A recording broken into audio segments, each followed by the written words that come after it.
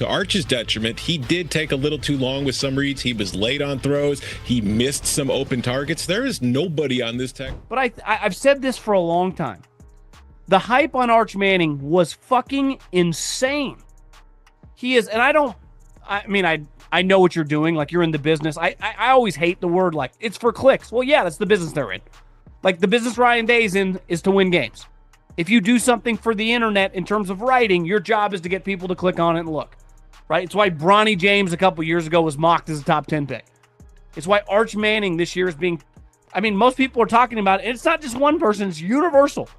You won't believe the story that's rocking the NFL and college football. A hypothetical scenario so wild it's exposing the deepest biases in the game. Imagine this. The Cleveland Browns, desperate for a franchise quarterback, make a move that sends shockwaves through the league, completely flipping the script on two of the most talked about names, Arch Manning and Shedeur Sanders. The twist? Despite Shedeur's undeniable, proven dominance, the Browns are rumored to be eyeing Arch Manning, betting on a name instead of a track record. This isn't just about a trade, it's about whether stats still matter in an era obsessed with hype, and whether the NFL is truly scouting talent or just chasing a legacy. Prepare for a truth bomb that will leave haters in absolute shock.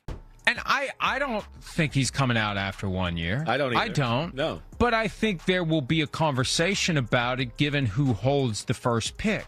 Arch Manning's journey to the national spotlight was less of a climb and more of a coronation. Before he'd even thrown a single pass in college, the media machine had already declared him the next football messiah. His high school games were televised nationally, his every move scrutinized, and his name, echoing the legendary NFL careers of his uncles Peyton and Eli, became synonymous with future greatness. This wasn't just hype, it was a carefully constructed narrative of inevitability. He signed unprecedented NIL deals, becoming a millionaire before his collegiate debut, featured in national commercials, and discussed as if his NFL Hall of Fame bust was already being polished. He spent his freshman year at Texas on the bench, not throwing a single meaningful pass, yet his stock continued its meteoric rise. It was a phenomenon built entirely on expectation and pedigree, creating an untouchable status that insulated him from any real criticism. He was crowned king before he'd even stepped onto the battlefield. Then came the moment everyone was waiting for, Arch's much-anticipated collegiate debut. The national spotlight was intense, cameras zoomed in on his every expression, and what unfolded was, for many, deeply underwhelming. His first throw was an immediate dirt ball, a sign of things to come. His overall performance was forgettable, lacking precision, poise, and impact. Yet the media's reaction wasn't to critique, it was to protect. Almost immediately, a chorus of analysts rushed to his defense. It wasn't Arch's fault. They declared it was the conservative play calling, the restrictive system, the coaches not unleashing his full potential. Phrases like training wheels were thrown around, meticulously crafted to explain away obvious shortcomings. They spun his struggles as mere developmental hiccups, ignoring the missed open targets and the visible breakdown in mechanics under minimal pressure. The narrative was meticulously managed to ensure that the Manning mystique remained untarnished, turning a clearly subpar performance into a mere stepping stone on an inevitable path to greatness. But I've said this for a long time.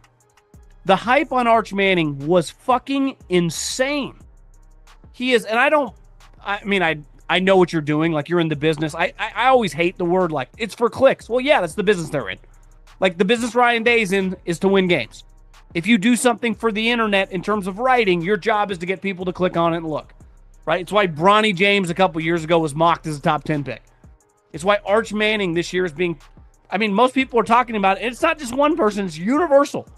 Now, let's talk about Shedeur Sanders, a quarterback whose journey couldn't be more different. He wasn't born into a football dynasty that guaranteed him immediate celebrity. Instead, he forged his path through grit and undeniable talent. Starting at Jackson State, an HBCU, Shedeur played under the immense, unique pressure of being coached by his legendary father, Deion Sanders. He thrived, delivering back-to-back 4,000-yard seasons and winning prestigious awards. He then made a historic leap with his father to the Power 5, transforming a struggling Colorado program into a national sensation. Despite a porous offensive line that saw him sacked a staggering 42 times in one season, Shedeur led Colorado to an impressive 9-4 record and an Alamo Bowl appearance, defying every expectation. He didn't just show flashes of potential, he delivered consistent elite performance week after brutal week, proving his leadership, accuracy, and composure against top-tier competition. This was a player who earned every single yard, every single victory, under the harshest spotlight imaginable.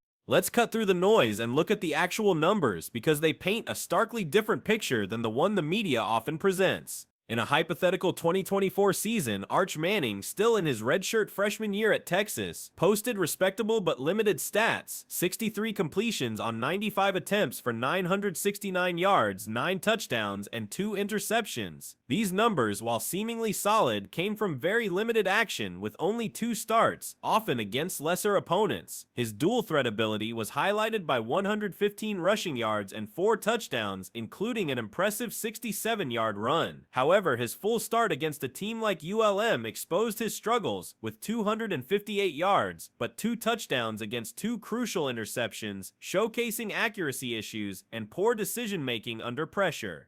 Now compare that to Shedeur Sanders' full 2024 season as the starter for the Colorado Buffaloes. Shedeur completed an astounding 353 of 477 passes for 4,134 yards, 37 touchdowns, and 10 interceptions. His efficiency was off the charts, completing 74% of his passes despite facing relentless pressure behind a struggling offensive line. He maintained one of the lowest off-target rates in the nation, a testament to his elite accuracy and precision. While not a primary runner, Shedeur still added 4 rushing touchdowns, proving his ability to contribute in critical short yardage situations. The contrast is undeniable. Shedeur boasts multiple years as a starting quarterback, consistent elite production, leadership through adversity, and a proven track record of elevating his team. Arch, meanwhile, is still in the earliest stages of his development, with a significantly smaller sample size and clear struggles when forced into full game action against tougher competition.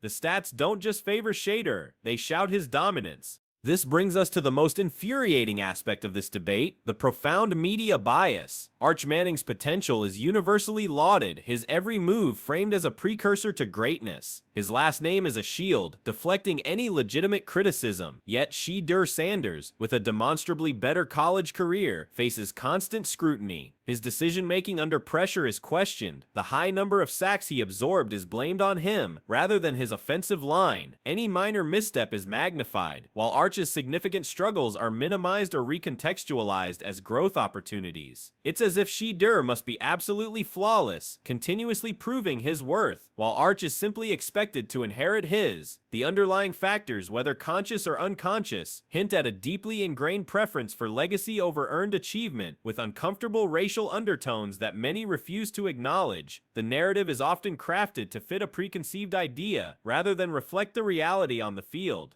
And this bias could have devastating real-world implications, as seen in our hypothetical Browns scenario. The Cleveland Browns, in dire need of a future franchise quarterback, are rumored to be deeply interested in Arch Manning. This isn't just a fantasy, it reflects a troubling trend in the NFL where potential and marketability can sometimes overshadow proven talent. Why would an NFL franchise gamble on a player with such limited, and at times shaky, college performance when a proven, statistically superior player like Shedeur Sanders is available? It speaks volumes about the allure of the Manning mystique, the hope that a famous name can generate jersey sales, media buzz, and a patent 2.0 inches narrative, even if it means overlooking a quarterback who has already excelled under fire. This isn't scouting, it's speculating on brand recognition, making a bet on what could be rather than what already is, and that's a dangerous game for any NFL franchise to play. This pattern of elevating unproven players based on brand or legacy has a corrosive impact on the integrity of the sport. It sends a message that hard work, consistent performance, and overcoming adversity are secondary to having the right last name or the most lucrative NIL deals. It fosters a culture where manufactured hype overshadows genuine merit, creating unrealistic expectations for young athletes and breeding cynicism among dedicated fans. When the media and even NFL front offices prioritize myth over concrete performance, the competitive spirit of the game itself is undermined. It diminishes the value of the relentless grind, the countless hours of practice, and the proven ability to perform under pressure that players like Shedeur Sanders exemplify.